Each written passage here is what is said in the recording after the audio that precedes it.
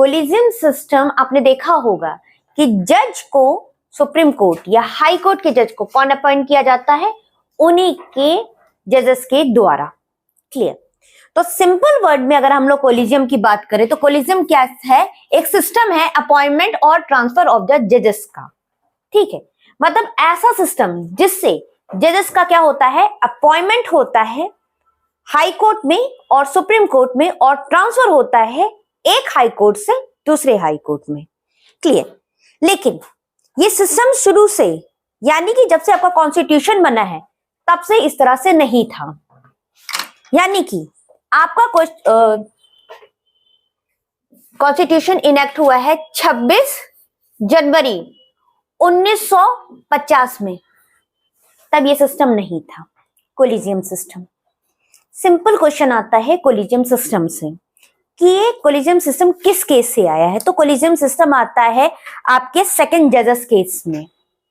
इस तरह से करके आपके 4 जजेस केस हैं। तो आज की क्लास में हम लोग जानेंगे कि कोलिजियम सिस्टम क्या है, किस तरह से ये इवॉल्व किया, और किस तरह से जजेस का अपॉइंटमेंट होता है, सीजीआई का अपॉइंटमेंट होता है यानी कि चीफ जस्टिस ऑफ इंडिया का, और साथ ही साथ आप लोगों के जजेस का ट्रांसफर कैसे होता है एक हाई कोर्ट से दूसरे हाई कोर्ट में। तो जैसा मैंने अभी जस्ट कहा कि कोलिजियम सिस्टम क्या है, ये एक सिस्टम है, एक प्रणाली है जिससे द्वारा क्या होता है, जजेस का अपॉइंटमेंट होता है यानी कि नियुक्तियां होती हैं, और एक जगह से दूसरी जगह क्या होता है, ट्रांसफर होता है। जब कॉन्स्टिट्यूशन इनेक्ट हुआ 26 जनवरी 1950 में, तब क्या सिस्टम था, और सबसे पहले जानो क्या उनसे आर्टिकल में। तो आर्टिकल 124 क्या कहता है कि द प्रेसिडेंट अपॉइंट करेंगे जजेस of the supreme court and high court. Same हम लोगों ने चैप्टर में भी देखा था कि जजेस को कौन अपॉइंट करता है, किसके द्वारा अपॉइंट किए जाते हैं, प्रेसिडेंट ऑफ इंडिया के। क्लियर। और ये सिस्टम स्मूथली चल रहा था केशवानंद भारती केस तक। केशवानंद भारती केस तक क्या था, सरकार में और जजेस सिस्टम में कोई टसल नहीं थी। केशवानंद भारती केस, ईयर है 1973। क्या हुआ था ऐसा, केशवानंद भारती केस का जजमेंट आया। केशवानंद भारती केस में आज तक की सबसे बड़ी कॉन्स्टिट्यूशनल बेंच बैठी है। क्लियर। तो यहां पे क्या देख रहे हैं हम लोग, एक टसल देख रहे हैं। अब जो कंट्रोवर्सी शुरू हुई, उस कंट्रोवर्सी के अंदर क्या हुआ, 3 केसेस हुए जिसे जजेस केस कहते हैं।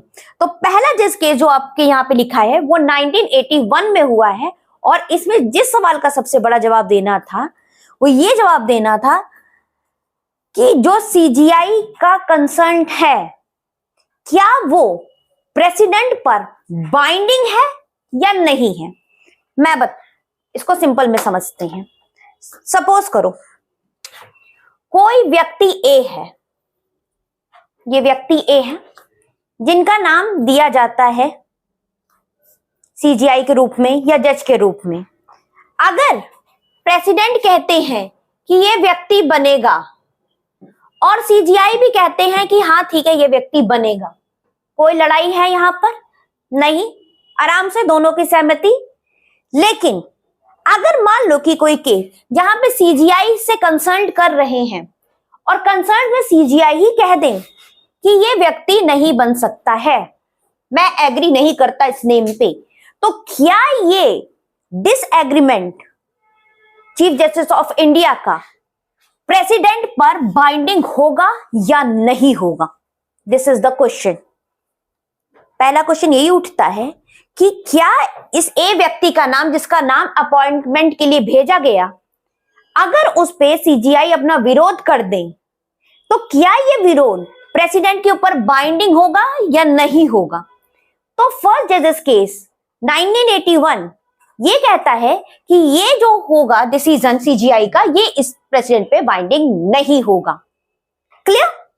स्टेटमेंट में साफ लिखा हुआ है कि यहां पे क्या किया, एक्सिक्यूटिव को अपर हैंड दे दिया गया। एक्सिक्यूटिव को क्या कर दिया गया, अपर हैंड दे दिया गया, क्योंकि president is a part of the executive also. Clear. अब सेकेंड जजेस केस होता है 1993 में। 1993 में दोबारा केस होता है और उस केस का नाम है आपका supreme court advocate on record association versus union of India. ठीक है, जैसे फर्स्ट जजेस केस को जाना जाता है SP Gupta versus union of India, वैसे ही सेकेंड केस का नाम है supreme court advocate on record association versus union of India 1993।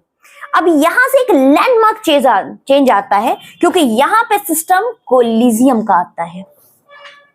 ठीक है, जो भी जस्ट हम लोग बात कर रहे थे, क्या जो कंसल्टेशन है वो कॉन्करेंट है? जो कंसल्ट करते हैं वो क्या सरकार पर यानी कि प्रेसिडेंट पर बाइंडिंग है? तो फर्स्ट केस में क्या पता चला था कि ये जो कंसल्टेशन है इनका, ये कॉन्करेंट नहीं है या कॉन्करेंट कंसल्टेशन नहीं है। This is the thing we get from the first जजेस केस। नाउ अब ये सेकंड जजेस केस क्या कहता है कि सेकंड जजेस कहता है कि जब भी जज का अपॉइंटमेंट होगा उसमें क्या होगा, एक कोलिजियम बैठेगा। क्योंकि यहां पे क्या है, यहां पे प्रेसिडेंट अपॉइंट कर रहा है तो किसका सजेशन ले रहा है? किसका सजेशन ले रहा है? सिर्फ तुम्हारे चीफ जस्टिस ऑफ इंडिया का। तो सेकंड जजेस कहता है कि सिर्फ चीफ जस्टिस ऑफ इंडिया का ही नहीं सजेशन लगेगा, साथ में दो सीनियर मोस्ट जजेस का और विचार लगेंगे। ठीक है, उनसे भी कंसर्न करना पड़ेगा। क्लियर हो गया यहां पर? तो यहां से जो सिस्टम शुरू होता है कि जजेस are appointed by themselves, it give birth to the collegium system. अगर आपसे वन लाइनर क्वेश्चन पूछता है सीधे, the collegium system is started from which case? ठीक है, तो सेकेंड जजेस केस। बहुत रेयर चांस है कि वो सेकंड जजेस केस का तो दूसरा अल्टरनेटिव नेम जो आपको बताया, supreme court advocate on record versus union of India, वो बहुत रेयर वर्ड में यूज करेगा। वो जनरली सेकंड जजेस केस, फर्स्ट जजेस केस, थर्ड जजेस केस लिखेगा। क्लियर? तो यहां भी क्या था कि यहां पे कोई चीज जो सीजीआई का अकेला सजेशन लिया जाता था और जो कि तुम्हारे प्रेसिडेंट पे बाइंडिंग नहीं था। This one the case. अब यहां पे है कि भाई बाइंडिंग है और साथ ही साथ ध्यान से सुनना, यहां पे क्या है, बाइंडिंग हो गया है। अब ये बाइंडिंग चीज हो गई है, लेकिन सिर्फ चीफ जस्टिस ऑफ इंडिया का सजेशन नहीं, साथ में दो सीनियर मोस्ट जजेस ऑफ द सुप्रीम कोर्ट का भी सजेशन लगेगा। Clear? Now come the third जजेस केस, और ये थर्ड जजेस केस 1998 में आया। अब क्या था यहां पे भाई, सब कंफ्यूजन हो गया। एक में कह रहे हो कि भाई सजेशन मत लो, बाइंडिंग नहीं है, दूसरे में कह रहे हो बाइंडिंग है, तो कंफ्यूजन है ना कि बाइंडिंग है चीजें या नॉन बाइंडिंग है चीजें। तो इसी बाइंडिंग नॉन बाइंडिंग का सॉल्यूशन निकालने के लिए होता है थर्ड जजेस केस।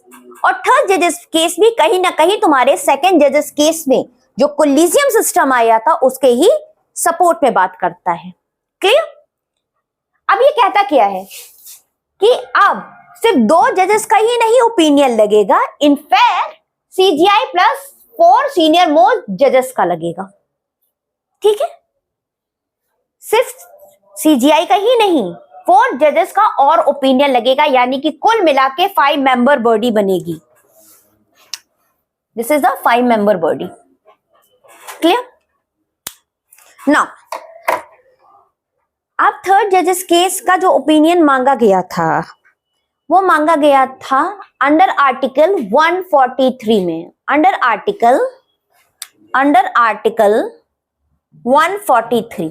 और ये अंडर आर्टिकल 143 क्या है, हम लोगों ने बात की थी जब हम लोग सुप्रीम कोर्ट पढ़ रहे थे, प्रेसिडेंट भी पढ़े हैं, उसमें भी देखा है कि प्रेसिडेंट चाहे तो किसी मामले पर सुप्रीम कोर्ट की से राय मांग सकता है। यही देखा था हम लोगों ने आर्टिकल 143 में। तो इसमें क्या था कि प्रेसिडेंट द्वारा राय मांगी गई थी सुप्रीम कोर्ट से कि इन दोनों में से कौन सा सिस्टम फॉलो किया जाए, राय दीजिए। उसके आंसर में ये राय दी गई कि कोलिजियम सिस्टम ही चलेगा और 5 जजेस का बनेगा, यानी कि 1 सीजीआई प्लस 4 सीनियर मोस्ट जजेस। लेकिन एक और बात इसमें ध्यान से सुन लो, जैसे अभी तो सीजीआई है और नेक्स्ट सीजीआई जो बनेंगे आपके, तो नेक्स्ट सीजीआई का नाम जो प्रेजेंट सीजीआई है वो रिकमेंड करते हुए जाएंगे, ठीक है। और वो नाम ऐसे ही किसी नहीं का रैंडम नहीं ले लेंगे, वो उसी जज का नाम लेंगे जो कि उस समय क्या है, सीनियर मोस्ट जज है। क्लियर?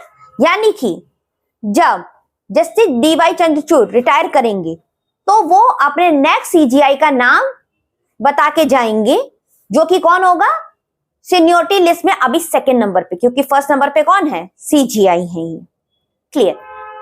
और प्रेसिडेंट उन्हीं को क्या करेंगे, अपॉइंट करेंगे। लेकिन जो अदर सुप्रीम कोर्ट जजेस हैं उनके लिए क्या होगा, प्रेसिडेंट कंसल्ट करेंगे सीजीआई प्लस 4 सीनियर मोस्ट जजेस से। क्लियर? यानी कि सीजीआई ने अपने आने वाले सीजीआई का नाम बताया, ये समझ में आ गया बहुत सरल शब्दों में। अब जो होता है कि अदर जो आपके जजेस होते हैं सुप्रीम कोर्ट में, उनके लिए क्या होगा, कोलिजियम बैठेगा जिसमें कितने होंगे, 5 मेंबर होंगे, 1 chief justice of India plus 4 आपके अदर जजेस। क्लियर? वो नाम रिकमेंड करेंगे प्रेसिडेंट को और प्रेसिडेंट उनको अपॉइंट करेंगे। अब हाई कोर्ट के जजेस का क्या होगा, हाई कोर्ट के जजेस का जब नाम दिया जाता है तो उसमें भी हाई कोर्ट के केस में सीजीआई प्लस 2 सीनियर मोस्ट जज ऑफ सुप्रीम कोर्ट लगता है। क्लियर?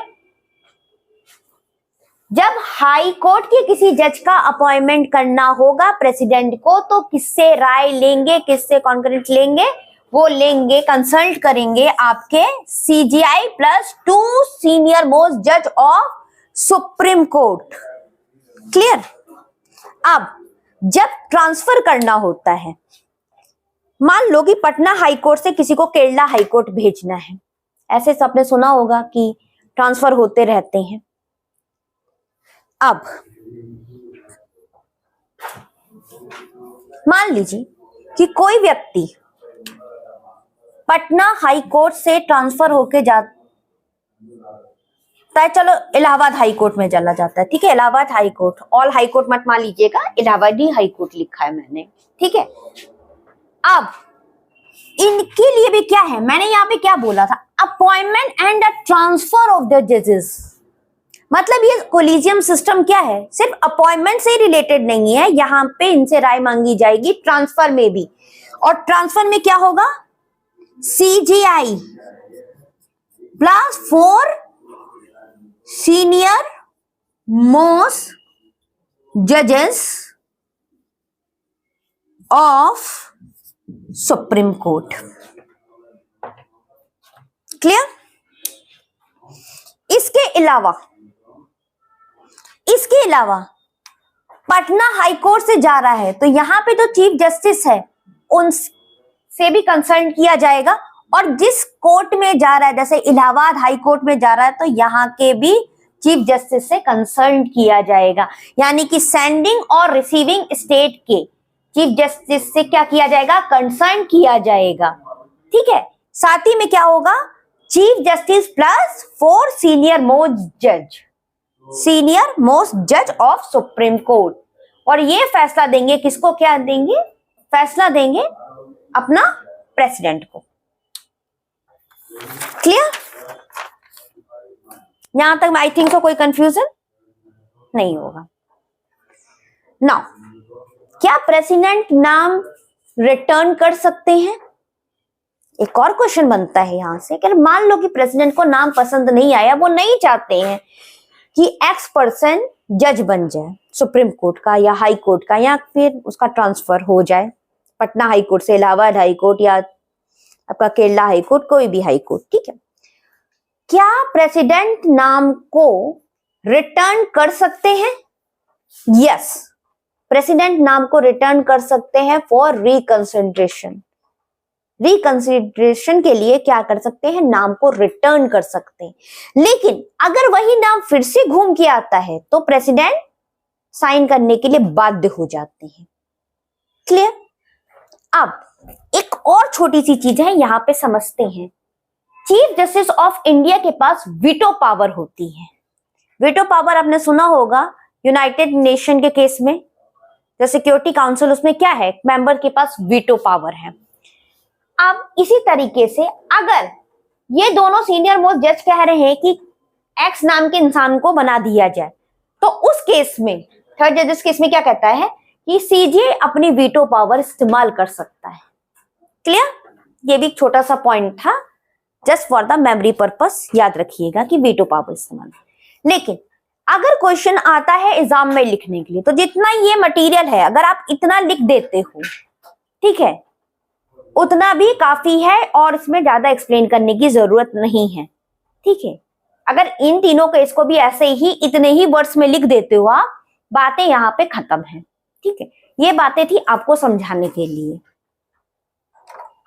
ठीक है, अब एक और जजेस केस है, उसे कहते हैं फोर्थ जजेस केस, तो 2015 में आया था। किस लिए आया था? एनजेक को रिजेक्ट करने के लिए आया था। एनजेक का क्या मतलब होता है?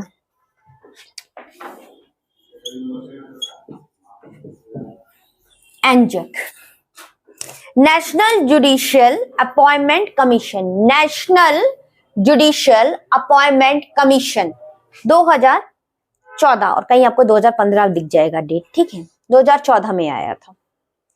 अब ये क्या था? इन शॉर्ट ये चाहता था कि सीजीआई प्लस 2 सीनियर मोस्ट जज ऑफ सुप्रीम कोर्ट, यहां तक तो क्लियर है, plus law minister plus 2 eminent person रहे, जो कि कहां से हो? गवर्नमेंट से चुने हुए हो। ठीक है, नॉट गवर्नमेंट के एमपी एमएलए, लेकिन वो 2 एमिनेंट पर्सन को कौन अपॉइंट करेगी? गवर्नमेंट। ठीक है, यानी कि एक सीजीआई, 2 सीनियर मोस्ट जज, यानी कि 3 लोग हो गए, 3 जुडिशरी की तरफ से और 3 लोग कहां से? एक्सिक्यूटिव की तरफ से। क्लियर?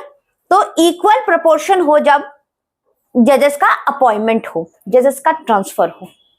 लेकिन एनजेक को, यानी कि जो लाया गया था 99 कॉन्स्टिट्यूशनल अमेंडमेंट एक्ट से, वो रिजेक्ट कर दिया गया on the ground of the independence of the judiciary, क्योंकि independence of the judiciary is the part of the basic structure. और केशवानंद भारती केस ने 1973 में यही कहा था कि you can amend anything but not the basic structure. Clear? तो ये एक छोटा सा ब्रीफ इंट्रोडक्शन कहिए या फिर एक लेमैन लैंग्वेज में कहिए ये तीनों केसेस के बारे में। क्लियर? तो ये तीनों केस, आई होप कि ये तीनों केस की समरी आप लोग के काम आएगी। ठीक है, ओके, थैंक्स।